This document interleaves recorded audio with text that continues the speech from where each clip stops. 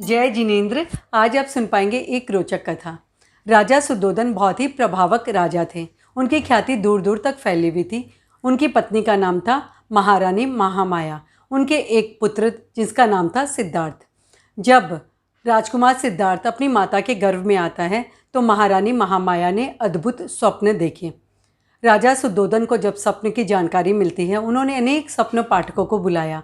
सभी स्वप्न पाठकों ने एक मत से राय दी कि आपके घर में पुत्र पैदा होने वाला है और उसकी दो खास बात होगी। यदि वो गृहस्थ अवस्था में रहेगा तो वो चक्रवर्ती बनेगा, अन्यथा वो वैरागी बनेगा, सिद्ध बुद्ध और मुक्त होगा। राजा सुद्धोधन और महारानी सुनकर प्रसन्न भी होते हैं और थोड़े चिंतित भी। राजा सुद्धोधन कोई भी हालत में ये नहीं चाहते थे कि मेरा पुत्र वैरागी बने, मुनि बने, संत बने, साधु बने। वे चाहते थे उनका पुत्र चक्रवर्ती बने। उसके लिए उन्होंने वैसा माहौल, वैसा वातावरण निर्मित करने का निर्णय लिया। गर्भकाल पूरा होता है, राजकुमार का जन्म होता है। प्रमुदित मन से राजा सुद्धोधन ने बालक का नामकरण संस्कार किया और वैसा वातावरण और वैसा माहौल निर्मित किया राजकुमार के लिए कि बाहरी दुनिया के दुख संताप उनके नज़दीक न आ सके, उसकी जानकारी उन्हें न मिल सके। करते करते राजकुमार बड़े हो जाते हैं। जब युवा हो जाते हैं, उनके विवाह का प्रसंग प्रारंभ होता है। राजा सुद्धोधन ने राजकुमार सिद्धार्थ से उनके विवाह का प्रसंग छेड़ा। उन्होंने हामी कर दी। राजा बड़े प्रसन्न हो जाते हैं। एक दिन राजकुमार सिद्धार्थ ने अपने पिता से आज्ञा मांगी कि मैं नगर भ्रमण करना चाहता हूँ, नगर को देखना चाहता हूँ। राजा सुद्धोधन ने कहा, ठीक है, तुम चले जाना, लेकिन आज नहीं, कल।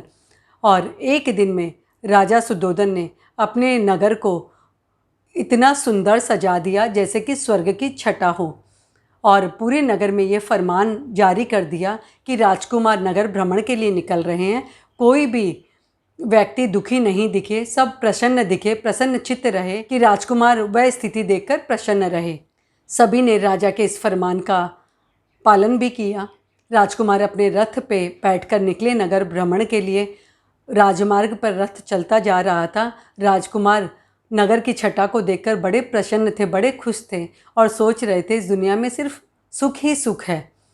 और उसके बाद थोड़ी दूर चलने के बाद में राजकुमार ने कहा कि ये राजमार्ग है, मैं दूसरे मार्ग से नगर को देखना चाहता हूँ।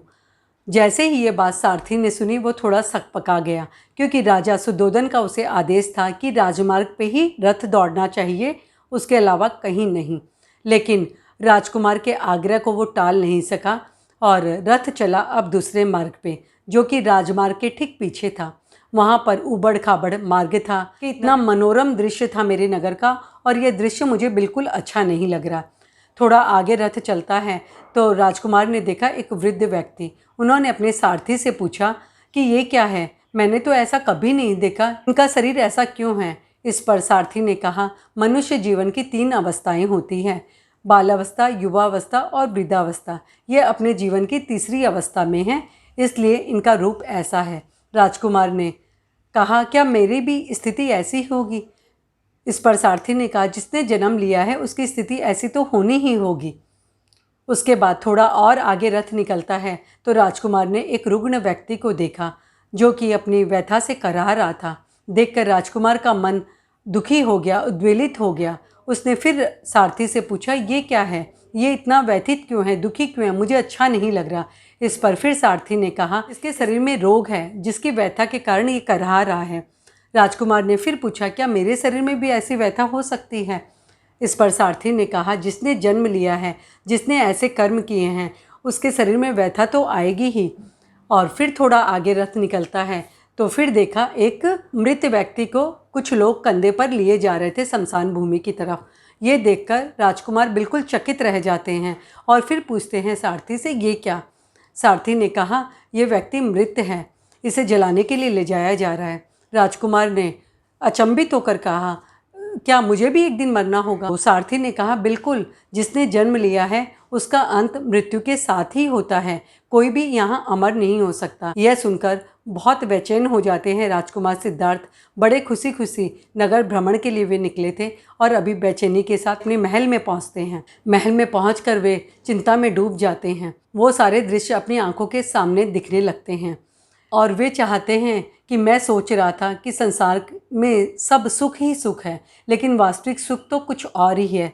इस संसार में अनेक दुख है, मुझे चाहिए वास्तविक सुख।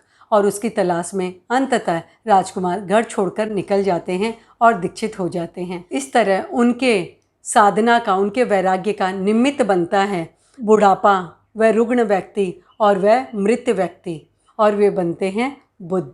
ये थी कहानी भगवान बुद्ध की, जो आपने सुनी। जय जिनेंद्र।